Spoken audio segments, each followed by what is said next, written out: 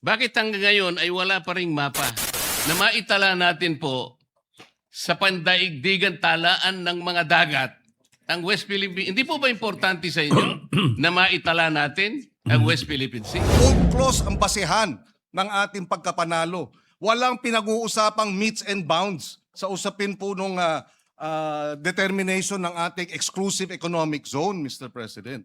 Kung maintindihan ng ating butihing senador yun, hindi tayo magkakaroon ng ganitong hindi pagkakaunawa. Hindi ko po kailanman dinidepensa ng China. Bakit hindi po tayo magkaintindihan? Napakasimple lang nun. Tama po si Senator Pangilinan. Mr. President, these maps are about oil and gas activities in the South China Sea. On both maps, you will see squares and rectangles. They represent oil and gas blocks that have either been merely offered or already licensed and operating. Please bear in mind, Mr. President, that each square and rectangle represent foreign investments running in the millions and to billions of dollars. Moreover, basins with oil and gas are found on the coastal and central areas. Finally, China and Vietnam have exchanged gunfire, suffered casualties, blasted each other with water cannons, cut cables, rammed vehicles, and so on and so forth. China and Malaysia had enabled standoff. Hence, the territorial and maritime disputes between them are just as explosive. Map 1, Mr. President, was published by New York Times in 2013.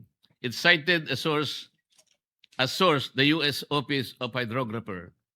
In Map 1, Mr. President, you will see gray squares and rectangles along the shallow coast of the South China Sea.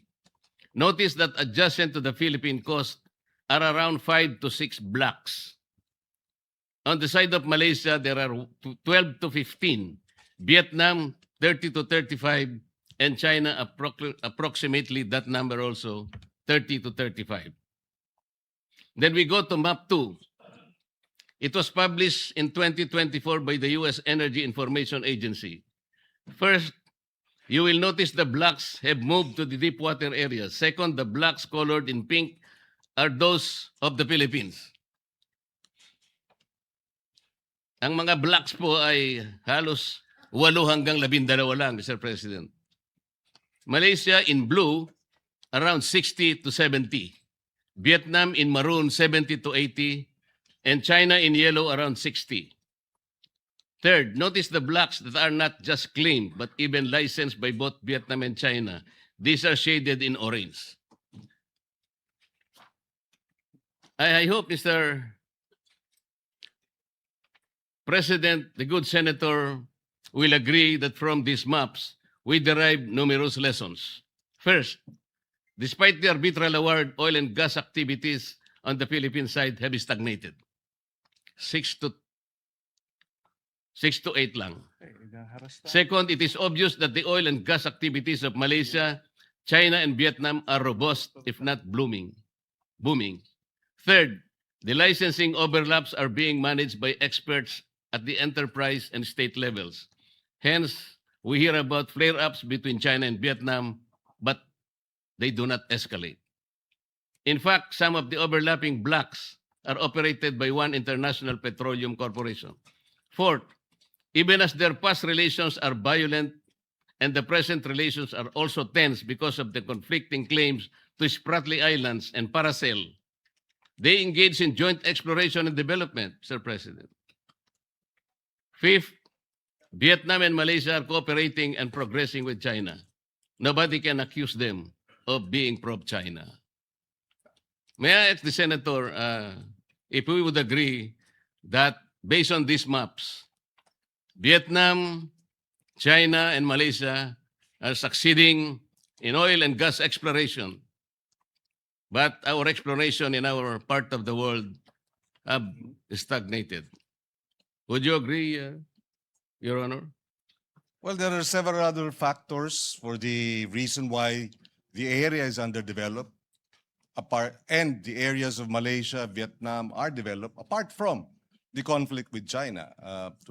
In fact, just 2 weeks ago, there has been a discovery of natural gas deposits in the Malampaya area. So there are many factors. It is not just the conflict with China that is a reason as to why we are unable to develop our own area in the West Philippine Sea, Mr. President. But it is very clear, notwithstanding those factors, these maps indicate that we are really behind in oil exploration and gas in the South China Sea. Well, we're behind in many other aspects, Mr. President, not just oil and gas. We're behind in agriculture, we're behind in tourism, we're behind in energy generation, etc. So I wouldn't be as simplistic as to say because of the underdevelopment of the West Philippine Sea, it's because of our conflict with China, Mr. President. Yes, Mr. President, I hope the Honorable Senator will also agree that there is something effective in the management of relations among China, Vietnam, and Malaysia, and more importantly, their methods of bringing immediate and concrete benefits to their peoples, as shown by these maps, isn't it? Well, again, I will say yes, up to a certain extent. Perhaps they are managing their relations with China better, but I will not concede that because of our lack of managing our relations with China compared to our neighbors has led to this state of underdevelopment, Mr. But considering, Mr. President, that we have been left behind, so behind, as a matter of fact, As I have said, we have been left behind in agriculture. Is that the fault of China? Our relations with China? We have been left behind in infrastructure. Is that because of our sour relations with China? Of course not, Mr. President. There are many reasons why we are lagging behind. And yes, if we are able to better manage our relations with China, we may benefit from it. And definitely, I would like to see that at some point. But at this point, Mr. President, we're fighting for our sovereign waters and our territorial sea. And I think in this case, we should rally behind the Filipino claim in the arbitral ruling, Mr. President. our agriculture is lackluster. Our tourism is not giving us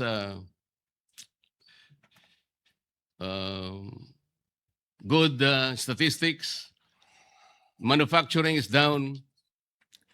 These are local problems, Mr. President. And we have only ourselves to blame why we are not doing good in these areas. But we're talking here of the South China Sea.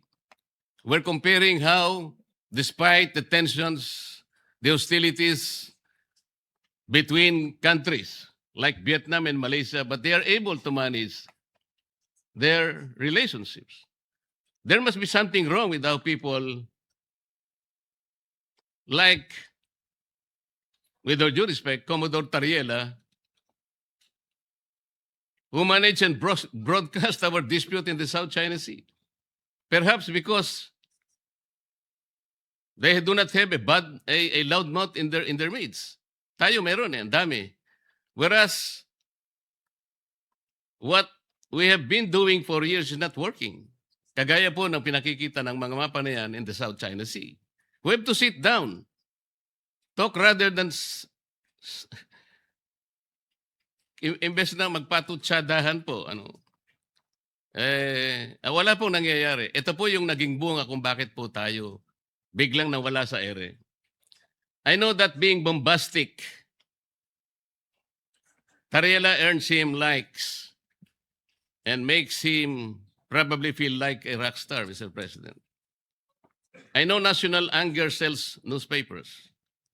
I know mindless patriotism wins accolades. But in reality, as the map show, Mr. President, we are all losing out and are being left behind. The way forward, Mr. President, is open discussion. The starting point is respect for each other's views and the views of our opposing claimants, be it China, Vietnam, Malaysia, etc. The draft resolution, with all due respect, is not the right start, Mr. President. Mr. President, if I may just point out, the matter of Commodore Torriela, whether we agree to his statements or not, is one issue. Another issue, Mr. President, is that the Department of National Defense and the Armed Forces of the Philippines have rallied behind Commodore Tariela and condemned the behavior and the actuations of China's embassy officials. If I may quote, the Department of National Defense and the Armed Forces of the Philippines strongly condemn such an affront to any of its members and reiterates that it shall not be cowed by any official of PROC, whether in their homeland or as guests here. And we shall continue to speak against their lies and malign actions when such are committed. That is our Department of National Defense. That is our Armed Forces of the Philippines, Mr. President. The very least that we should do as a Senate is rally behind our Department of National Defense and our men in uniform who risk their very lives to defend the West Philippine Sea, Mr. President. So the actuations of Commodore Tariela may not be, may find discomfort with some of our colleagues, and we will respect that. But our defense establishment and our armed forces have spoken. And I believe senators must rally behind and defend and support our defense establishment in view of the aggression and the of China in our sovereign waters and our exclusive economic zone as well as our continental shelf, Mr. President. I will go to that point, Mr. President. But we can also draw lessons from the experiences in the Philippine Sea.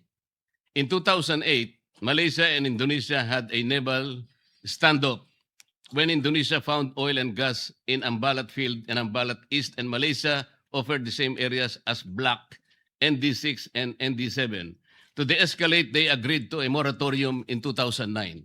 Last year, their national petroleum corporations agreed on a joint exploration and development. We ourselves are experienced in cooperation in the Philippine Sea. Let me show another map. This is the last map, Mr. President.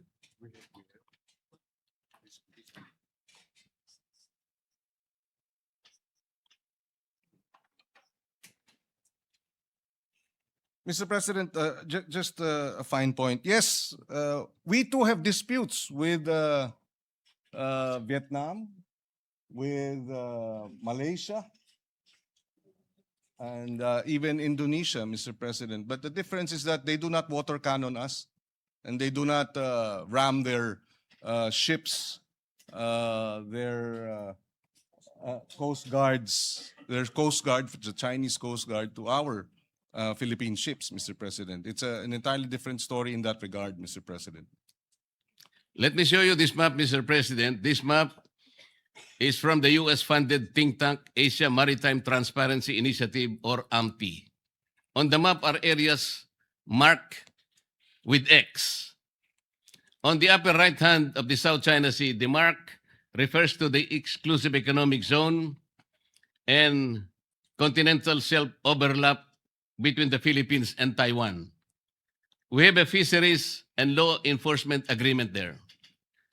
On the lower left hand, Mr. President, the mark represents the dispute over extended continental shelf between Philippines, Malaysia, and Vietnam. We are in discussion with Vietnam now. On the bottom corner are disputes over Sabah and the territorial sea and contiguous zones it generates. In Sulu Sea and Celebes Sea, we have a tri-point with Malaysia and Indonesia, and the same in the Philippines with Indonesia, Palau, Japan, and Taiwan, emanating from Pratas Island. However, this map will demonstrate to us, Mr. President, the complex territorial and maritime disputes facing the Philippines. Malaysia is in the Sulu Sea and Celebes Sea, with Indonesia over continental shelf in the Celebes Sea, with Palau and Japan, Ryukyu Islands in the Philippine Sea, with Taiwan in the Basi Channel, with China, Malaysia, and Vietnam in the South China Sea, and with China, Taiwan in the South China Sea over the maritime zones generated by Pratas Islands. We must be doing something right in the management of this dispute, Mr. President. Yes, we are, and Yun nga po. Kaya and- po and pinipilit the- kong ipaliwanag na bakit dito sa mga areang ito ay nagagawa po nating i-manage ang hindi natin pagkakaunawaan. Ang sabi po nyo kanina, because they are not water cannoning us. they are also not aggressive. They are not coercive, and therefore there will be no escalation.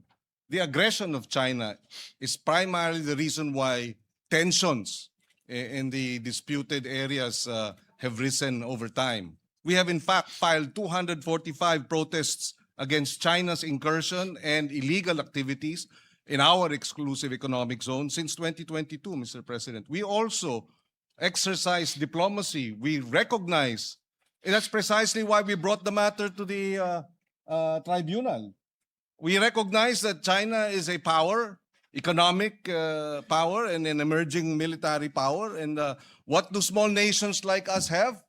We have the rule of law, international law, and that's why we brought this matter to the International Arbitral Tribunal, Mr. President. We are not the problem here, Mr. President. It is China, the aggression of China, that is the problem here. Mr. President, si Commodore Tariela po ba ginawan ng caricatures or effigy yung mga heads of state ng Vietnam, ng Malaysia, at iba pang karatig bansa? Hindi kailangan, Mr. President, dahil wala naman silang pag-water cannon sa atin. Hindi naman po nila sinasagasaan ng ating mga mangingisda o inaaresto. Hindi na naman nila, yun na nga, binabangga, wino-water cannon. Yung may aksidente pa na kung saan yung Chinese vessel ay iniwanan ang 22 mga mangingisda natin. At sino ang sumalba sa kanila? Vietnam ang sumalba sa kanila. So bakit tayo makikipagpalitan ng maanghang na salita sa mga meron tayong sabihin na nating maritime disputes na hindi naman tayo inaapi at binabalahura at binabastos, Mr. President. Mr. President, hindi lang po si Commodore Tariela for the record. Ang pati ang ating Senate President, matapos nung binanggit yung persona ng grata, nagsalita ng baluktot, Mr. President. So sana maintindihan natin, hindi lang ito usupin ni Commodore Tariela. Hindi lang ito usupin ng mga senador o kaya mga kongresistang binabastos nila. Usupin ito ng Pilipinas na ipaglalaban natin ang atin at dapat magkaisa tayo, Mr. President. Pare-pareho po tayo sa posisyon na yon, Mr. President. Ang sinasabi ko lang, kailangan bang magkapatutsadahan ng walang katapusan? Ang pag-init po ng sitwasyon ay hindi po nakakabuti sa ating dalawang bansa. Walang katapusan na patutsadahan. Paano po natin kakalmahin? O halimbawa, paano natin papatay ng sunog sa isang bagay na susunog? Yun po ba'y bubuhusan natin ng gasolina? O kailangan natin sabuyan ng malamig na tubig? Mr. President, ang sinasabi ko lamang po, bakit po kinakailangan kasing gumawa pa ng mga caricature at sasabihin na ang presidente ng China ay bully?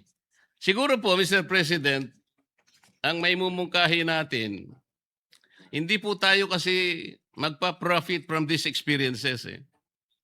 Ang DFA, ang BIFAR, ang DNR, sila pong nagmamanage ng ating mga disputed seas.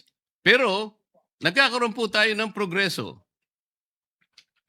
Hindi po sila nagano ng mga caricatures o megaphone diplomacy. They did it diplomatically, diligently, and without fanfare, Mr. President, working with their counterparts in settling our differences with our nations. Ang sabi po kasi ninyo, Mr. President, Your Honor, na wala pong anumang ginawa ang ating mga maliban sa China, ang Vietnam o kaya yung ibang bansa ay walang nagawa. Nakalimutan po ba ninyo, Mr. President, in the context of our maritime disputes, we have shot and killed 2 Vietnamese fishermen in 2017 and 1 Taiwanese fisherman in 2013. Did Vietnam and Taiwan accuse us of sowing fear and interfering in our capacity to defend our claims? Gusto ko lang pong ipasariwa sa inyo yung ganon. Talaga pong nagkakaroon ng ganun eh. Ngunit sila, hindi naman tayo ginawan ng masama kahit na nakapatay tayo ng ilan sa kanilang mga tao.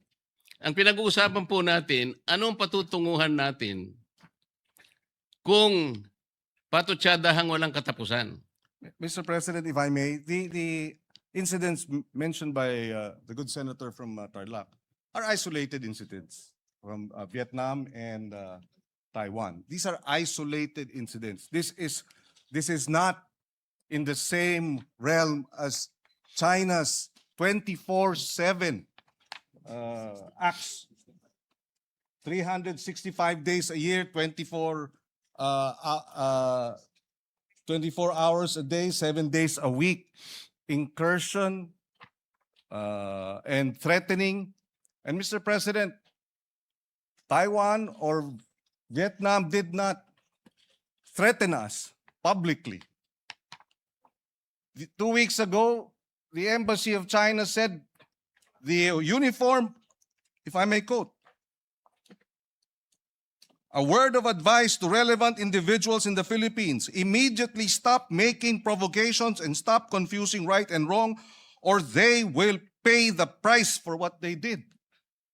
Embassy official sa Pilipinas, tinatakot tayo. Tama ba yun?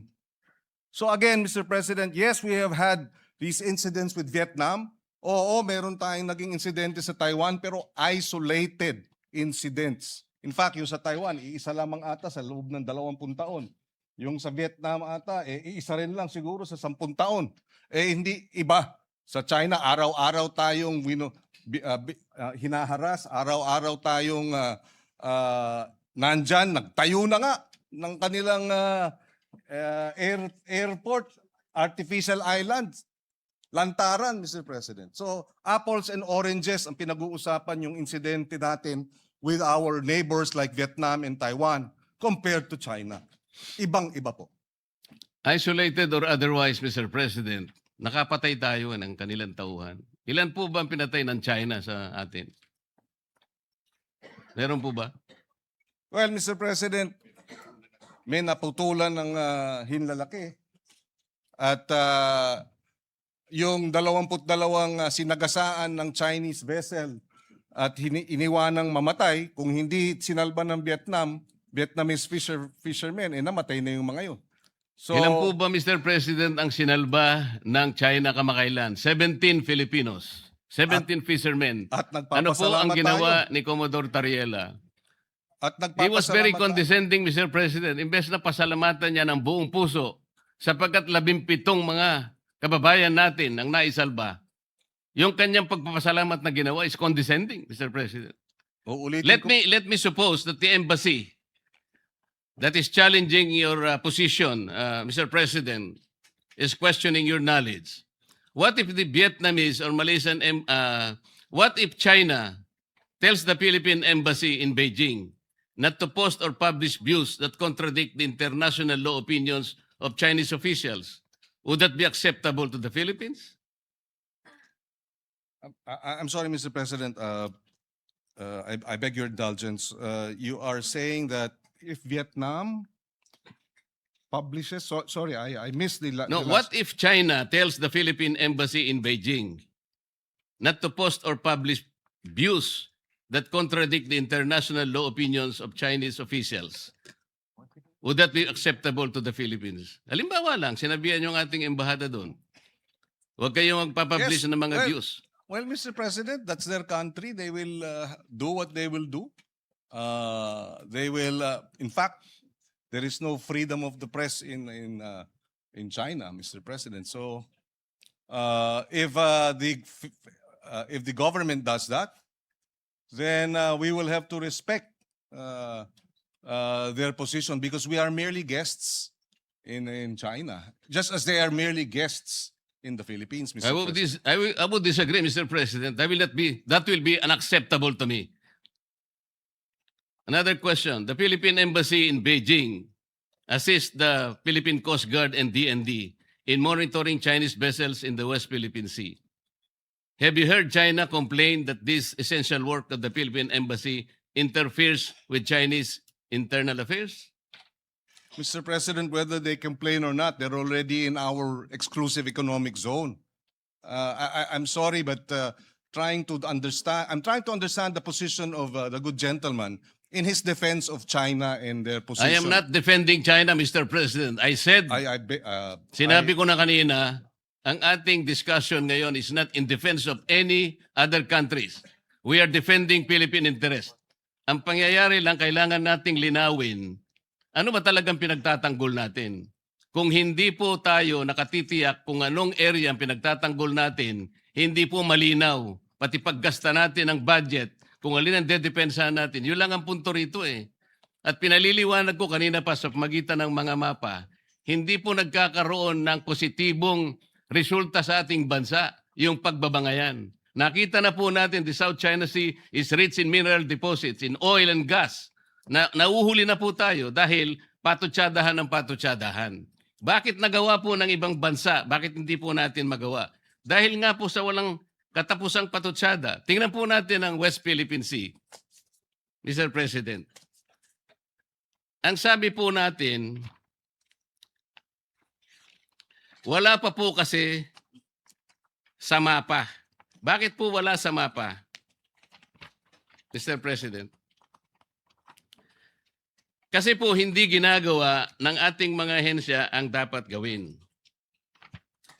Ang sabi po kasi sa Administrative Order number 29, which was issued on September 5, 2012, more than a decade ago. Sabi po sa Section 3 ng Administrative Order 29, the National Mapping and Resource Information Authority, NAMRIA, shall produce and publish charts and maps of the Philippines reflecting the West Philippine Sea in accordance with this order.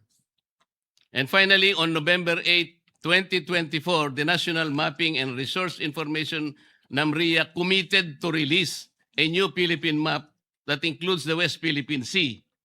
But up to now, regrettably, Mr. President, this remains unfulfilled. Bakit hanggang ngayon ay wala pa ring mapa? What specific obstacles have prevented the production and publication of this map for over 10 years? Does NAMRIA dispute that Section 3 uses the word shall indicating mandatory and not a discretionary duty? Mr. President, kung wala po tayong mapa na maibibigay sa IHO at madideposit sa United Nations, hindi po kailanman uusad ang ating itinataguyod na sana mailagay sa mapa ng mundo ang West Philippine Sea. Mr. Bakit President, hindi po natin, Mr. President, paano po natin may pagtatanggol ang teritoryo kung wala tayong malinaw na mapa, Mr. President? Mr. President, nabanggit na natin ito kahapon. Bumabalik tayo ulit doon sa usapin na ito. Pero babanggitin ko ulit, Mr. President. Paliwanag, Mr. President, na under Republic Act 9522, yung baseline law, Republic Act 12064, Philippine Maritime Zone Act, at yung AO 29, maliwanag na in-identify ang West Philippine Sea. Diyan nakasaad yung extent ng West Philippine Sea. It has been sufficiently and defined by these three government instruments and laws, Mr. President. So, hindi ko maintindihan bakit dahil walang meets and bounds, etc. ay ibig sabihin wala tayong maaring mahina ang ating claim. I beg to disagree, Mr. President. In fact, under our laws, meets and bounds refer to the baseline of 200 nautical miles. From baseline, 200 nautical miles ang ating exclusive economic zone. Merong 12 miles territorial sea, 24 miles contiguous zone, and so forth.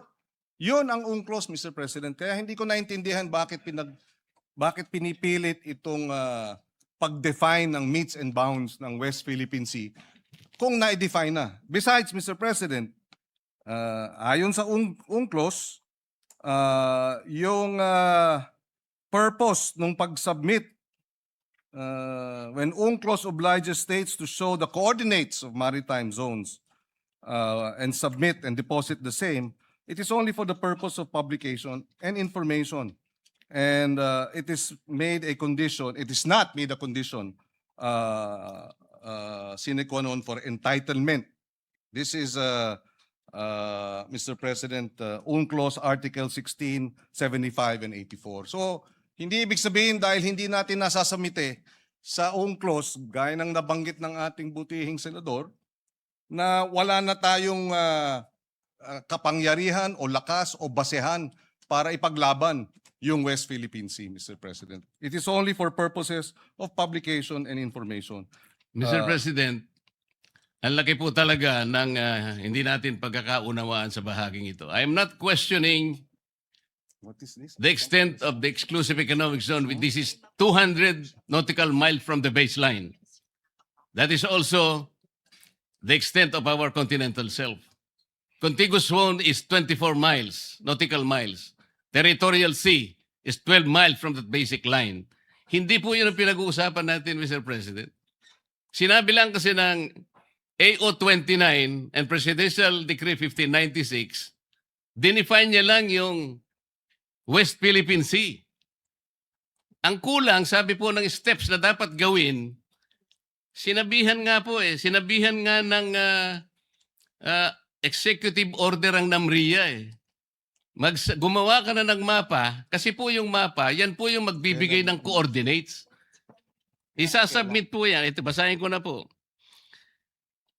Section 4 of Administrative Order 29, Series of 2012, requires relevant government agencies such as the DFA, kasama na po yung DFA, not only to deposit with the United Nations Secretary General the country's official map reflecting the West Philippine Sea, but also notify international bodies such as the International Hydrographic Organization of the same. Ayun po Section 20, Section 4. Kung hindi po tayo magsasubmit ng mapa, saan po kukunin ng coordinates? Yun lamang po ang paraan para po yung ating pinapangarap, pinapanaginip na West Philippine Sea, mailagay naman po sa mapa. Yun po ang pinakamaganda. At pagkatapos nating mailagay sa mapa, ay lalakas po lahat ang ating paninindigan dahil nakalagay na po sa mapa eh. Kahapon po pinakita ko yung South China Sea. Hindi po ibig sabihin na yung South China Sea, sa China po yun. Hindi po. Pangalan lang yun eh. Yung 6.1, yun ang chapter po doon sa S-23 para basahin po ninyo at makita ang coordinates. Wala po tayong pinagtatalunan tungkol dito. Hindi ko po kailanman dinidepensa ng China. Gusto kong palakasin ang ating paninindigan dito. Bakit hindi po tayo magkaintindihan? Napakasimple lang nun. Hindi tayo Wala pong coordinates talaga. Hindi po ang mapa lang po ang magbibigay ng coordinates. malamang marahil hindi tayo nagkakaintindihan dahil gaya ng nabanggit ko kahapon, kahit na magdebate tayo hanggang sabi ko nga, Kingdom Come, tungkol dito sa meets and bounds na ito, hindi magbabago yung arbitral ruling na sinasabing mali ang China, hindi dapat nagtatayo ng mga illegal structures ang China sa ating exclusive economic zone. So bakit tayo bumabalik dito sa debate ng meets and bounds? Para sa ano? Para pahinain natin yung naging award natin sa International Tribunal? Para questionin natin na yung award natin ay kulang? Para bigyang duda na tayo nga ba'y nanalo? Hindi naman po siguro. Panalo tayo, binigay sa atin yan at hindi tayo mananalo kung hindi maliwanag ang ating mga karapatan at ang ating exclusive economic zone kahit na hindi pa nade-determine ang meets and bounds. Dahil yon ang sinasabi ng UNCLOS. UNCLOS ang basehan ng ating pagkapanalo. Walang pinag-uusapang meets and bounds sa usapin po nung determination ng ating exclusive economic zone, Mr. President. Sana po, kung maintindihan ng ating butihing senador yun, hindi tayo magkakaroon ng ganitong hindi pagkakaunawaan.